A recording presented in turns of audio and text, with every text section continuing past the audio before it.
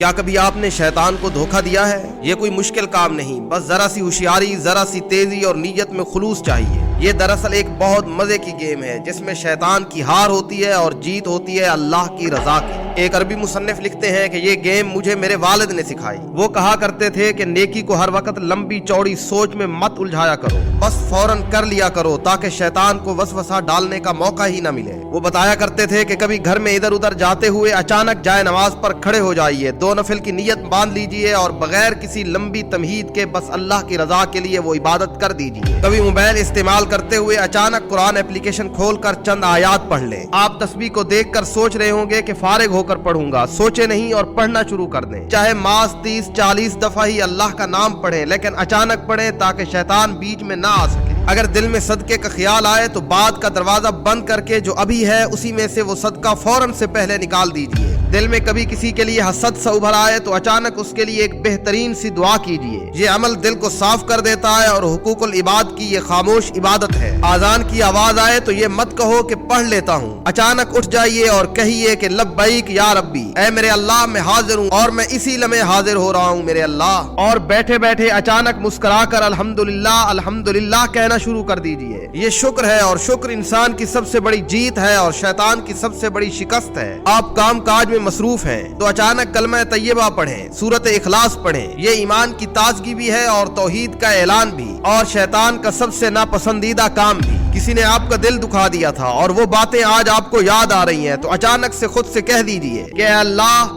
میں آپ کی رضا کے لیے اس شخص کو معاف کرتا ہوں۔ یہ کام نفس پر سب سے بھاری ہے اور اللہ کے ہاں یہ سب سے وزنی عمل ہے۔ اور سب سے خوبصورت لمحہ وہ ہوتا ہے جب کسی خاص موقع کی تلاش کی بجائے کام کاج میں مصروف ہی آپ اچانک اللہ سے یہ کہہ اٹھتے ہیں، اے اللہ، میں آپ سے محبت کرتا ہوں، مجھے نفس و شیطان کے شر سے بچا لیجئے۔ ذرا تصور کریں کہ اس وقت شیطان کی شکل کیا ہوتی ہوگی اور وہ سر پیٹتا رہ جائے گا۔ یقین کیجئے کہ یہ اچانک والی نیکیاں شیطان کو سب سے زیادہ پریشان کرتی ہیں، کیونکہ اسے مہلت ہی نہیں ملتی کہ اس نیکی کو ڈیلے کروانے کا